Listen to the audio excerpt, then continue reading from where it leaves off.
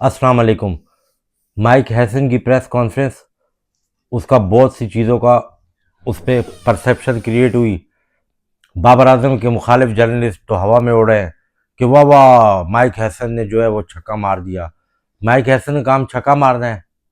Mic Hesson जैसा stupid coach, बेवकूफ़ coach और स्टूपिड किस्म का इंसान जितनी भी 20 टीमों में, उनमें कोई कोच नहीं है। नंबर दो बात, पाकिस्तान के बंदर किस्म के, फिर आप कहते हैं आप यूज लैंग्वेज यूज़ करते हैं। अगर इंडिया के जर्नलिस्ट कार्टून हैं, आप उनको सुशांत मेहता, स्पोर्ट या, तो तुम्हारे जो जर्नलिस्ट हैं वो हैं मंकी, बंदर की तरह छलांगे मारते हैं। अब वो 100 में जिक्र कर रहे हैं कि 100 में पाकिस्तानी प्लेयर्स को इसलिए नहीं लिया जा रहा क्योंकि वहाँ इंडियंस ऑनर है, और उसके अलावा बाकी लीग बिग बैश में भी वो आएंगे और वहाँ। पहली बात ये है कि पाकिस्तान, इंडिया के जो क्रिकेटर हैं, क्या वो आईपीएल के अलावा किसी लीग में दुनिया में खेलते हैं? उनकी क्रिकेट कहाँ स्टैंड कर रही है? उसकी वजह ये है कि वो सारा पैसा, वो, आप बोलेंगे कि आईपीएल में पैसा बहुत है, तो किसने मना किया है? तुम्हारे मुल्क में बड़े बड़े ये दो अभी आए फ्रेंचाइज ओनर, इन्होंने तो अरबों रुपए की टीमें ली हैं, और जो उससे पहले तुम्हारे 6 ऑनर थे, उन्होंने तो चंद करोड़ रुपए में ली थी। अब उन्होंने, उनको तुमने क्यों उठा के ये टीमें बाय डिफॉल्ट कम पैसों में दी हैं? तुम तमाम टीमों को ऑक्शन करते, अगर तुम लीग करवाते तो करवाते, नहीं करवाते छोड़ते। अब तुमने हॉकी वाला हाल करना है। चलो हॉकी में तो समझ आता है कि वो उनको टोटली अवाम के टैक्स का पैसा गवर्नमेंट के पास जाता है, और वो गवर्नमेंट, यानी अवाम के पैसे गवर्नमेंट उनको देती है। क्रिकेटर तो खुद अपनी जो है ना वो पैसा कमाते हैं खेल के, तो वो किसी लीग में खेलते हैं। और दूसरी बात ये, अगर 100 में पाकिस्तान के कुछ प्लेयर ही वो लेते हैं, अगर नहीं लेंगे तो क्या फर्क पड़ेगा? और आईपीएल में तो लेते नहीं, और बिग बैश में आपके कौन से प्लेयर, कोई 15-15, 16-16 प्लेयर वो लेते थे, एक दो प्लेयर वो लेते थे। अगर वो नहीं लेंगे तो क्या फर्क पड़ेगा? उसके अलावा सबसे मोस्ट इंपॉर्टेंट बात यह है, सबसे मोस्ट इंपॉर्टेंट बात, कि जो करने वाली है, वो करने वाली बात यह है मोस्ट इंपॉर्टेंट, कि एक तो ये फजूल किस्म की बहस थी। माइक हैसन ने बोला कि मैंने बाबर आजम को इसलिए नीचे नहीं भेजा क्योंकि 12-13 ओवरों के बाद बाबर आजम का कोई रोल नहीं है। तो फिर इसको तुमने टीम में रखा क्यों हुआ है? जलील करने के लिए। अगर ख्वाजा नाफे को तुम भेज रहे हो और तुम शादाब को भेज रहे हो, तो तुम क्या उनसे बेहतर बाबर आजम नहीं है? और दूसरी बात, तुम बोलते हो कि बाबर आजम को ओपनर में इसलिए नहीं भेजा कि उसका स्ट्राइक रेट शुरू के पावर प्ले में 100 से कम है। मुझे एक बात का जवाब दो, पाकिस्तान ने जितने भी, उसने सकलैन मुश्ताक ने इतना बेहतरीन इंटरव्यू दिया कि उसने कहा कि हमने जब कोच थे, हमने डाइवर्ट किया था कि तुमने इस स्ट्राइक रेट से खेलना है, तुमने इससे खेलना है, तुमने इससे खेलना है। हम 175-80 तक जाते थे। श्रीलंका की कंडीशन भी यही है। बाटा विकेटें तो वहां है नहीं, इंडिया की बाटा विकेटें हैं। इंडिया में कौन से 200 से ऊपर रन बने? 40 के लगभग मैच हुए हैं, कौन से 200 से ऊपर रन बने हैं मुझे बताओ?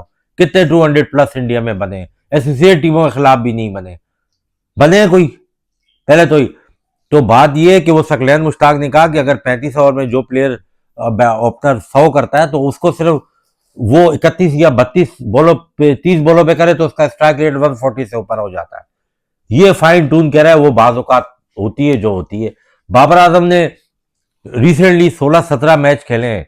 ये वन डाउन वाली पोजीशन छोड़ दो, ये वन डाउन वाली पोजीशन जो उसको हफीज जैसे फार्मूला ने न्यूजीलैंड में, उससे पहले तुम बाबर आजम का तुम रिकॉर्ड उठा के देख लो, चाहे तुम इंटरनेशनल देखो, लीग में देखो, उसकी स्ट्राइक रेट 140 को टच कर रहा था। इससे जब करियर स्टार्ट किया था, शुरू में इसका स्ट्राइक रेट 120 समथिंग था। इसका 130 तक स्ट्राइक रेट इसलिए ज्यादा हुआ था कि जो कुछ अभी इससे पहले वन डाउन आने से पहले जो मैचेस ओपनर खेल रहा था, ये तेज खेलता था। तो माइक हैसन का तो ये फार्मूला वहीं फेल हो गया, और माइक हैसन की कोचिंग में तो बाबर आजम ने ओपनिंग की नहीं है। और बाय द वे, जितना तुम साहबजादा फरहान पे हवा में उड़ रहे हो या साइम अयूब पे उड़ रहे हो, वो तुम्हें रिजल्ट पता चल जाएगा। पहले तो कल 90% चांस ये है कि बारिश हो जाएगी, और अगर कल बारिश होगी तो पाकिस्तान की खुशकिस्मती होगी कि उसको न्यूजीलैंड के खिलाफ 1 पॉइंट मिल जाएगा। उसके बाद वो श्रीलंका इंग्लैंड वाला मैच है। लेकिन कल अगर मैच पूरा हो गया, कल पता चल जाएगा तुम्हारे साहबजादा का भी, कल पता चल जाएगा।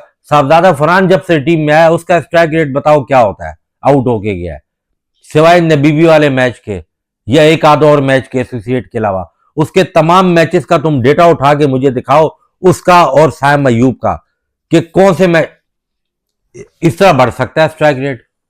बाबर गया, बाबर ने 22 रन बनाए, 11 बॉलों पे आउट होके चला गया, कितने का स्ट्राइक रेट हुआ? 200 का। या बाबर गया, 13 बॉलें खेली, 26 रन बनाए, कितने का स्ट्राइक रेट हुआ? 200 का। क्या तुम 20, 21, 22, 26 रन बर्दाश्त कर लोगे? स्ट्राइक करियर रेट पे आओ Mike Hesson. Strike career rate Babar Azam का आपको पता है कितना है? 129 से 130 T20I का, जिसमें उसके सक्सेस रेट वर्ल्ड कप के मैच, दुनिया की हर टीम के खिलाफ 200 प्लस भी चेंज किया रिजवान के साथ। साइम अयूब का स्ट्राइक रेट मैं मानता हूं कि 135, 136 है। साहबजादा फरहान का स्ट्राइक रेट आपको पता है कितना है? उसका भी 130 के 131 है, और फखर जमान का भी ऐसे ही है। अब एवरेज पे आ जाओ, बाबर आजम की एवरेज 49 से तुम लोग ने उसको रगड़ रगड़ के 39 की है पर मैच। साम अयूब की बताऊं कितनी है? 21, साहबजादा की 23 और फखर जमान की 25। तो बहरहाल बात, वो तो साफी बैठे, ये कादिर ख्वाजा, उसके साथ एक दूसरा गया हुआ है जर्नलिस्ट, एक और कार्टून वहां पे पहुंचे हुए हैं, कार्टून ही एक और बंदर गया हुआ है, इजाज बाकरी बंदर, पाकिस्तान में बासित अली जैसा बंदर, ये बैठे हुए हैं कामरान अकमल, अहमद शहजाद जैसा फ्लूकर, ठीक है, आमिर जैसा डंगर, ठीक है, ये तुम लोग बैठे हुए हो सिर्फ यूसुफ जैसा इंटेलेक्चुअल, हफीज से बड़ा प्रोफेसर, जिसका पूरे करियर में कोई अचीवमेंट नहीं है।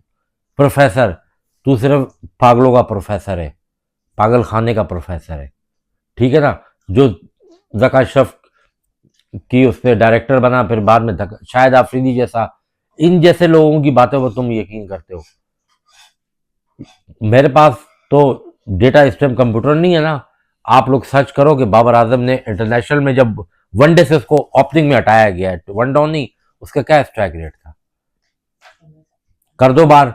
अगर हिम्मत है, मैं अभी से चैलेंज करता हूं, मोहसिन नकवी को, माइक हैसन को, आगा सलमान को और आकिब जावेद को, अगर मर्द के बच्चे हो, किसी हिजड़े की औलाद नहीं हो, तो बाबर आजम को इस वर्ल्ड कप में बाहर करके फखर और नाफिज जिसको खिलाना है, अगर तुम सुपर 8 में एक में मैच जीत गए तो फिर देख लेना, बाहर तो बैठा लो। बाबर आजम का खाली इम्पैक्ट ही इतना बड़ा है कि दूसरी टीम उससे कितना डरती है। और तुम बेवकूफ़ों वाली बात करे हो कि लेफ्ट आर्म स्पिनर था, तो लेफ्ट आर्म स्पिनर के आगे तुमने नौजवान बेचारे ख्वाजा नाफे को भेजना था।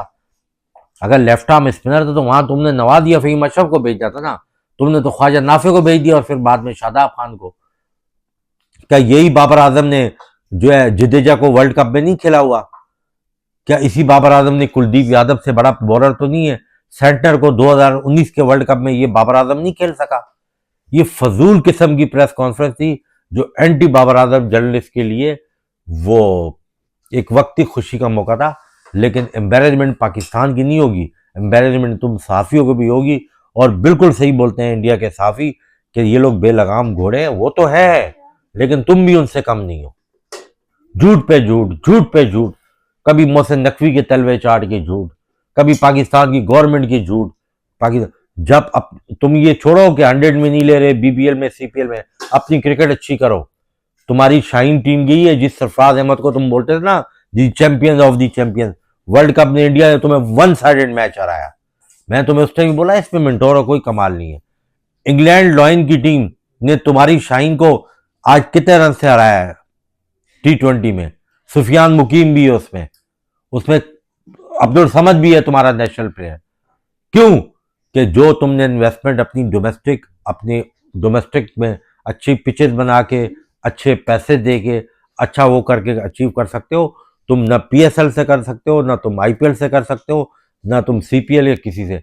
जब तक तुम अपनी डोमेस्टिक में लड़कों को रिस्पेक्ट नहीं दोगे, उनको आगे नहीं लेके आओगे, ये आर्टिफिशियल किस्म के, सिंबॉलिक किस्म की तुम्हारे क्रिकेटर आएंगे, और ऐसे ही आर्टिफिशियल सिंबॉलिक किस्म के तुम्हारे वीलॉग बनेंगे, और ऐसे ही आर्टिफिशियल और सिंबॉलिक किस्म के थंबनेल पे और झूठ की बुनियाद पे तुम व्यूज तो लो लोगे, डॉलर तो कमा लोगे, चैनल तो मोनेटाइज कर लोगे, लेकिन तुम कभी भी मुतमईन नहीं होगे, क्योंकि तुम पहले झूठ बोलते थे, झूठ बोलते हो और आगे भी झूठ बोलते रहोगे। पाकिस्तानी और कभी सच बोले, ये हो नहीं सकता। नेक्स्ट कंटेंट में किसी और टॉपिक पे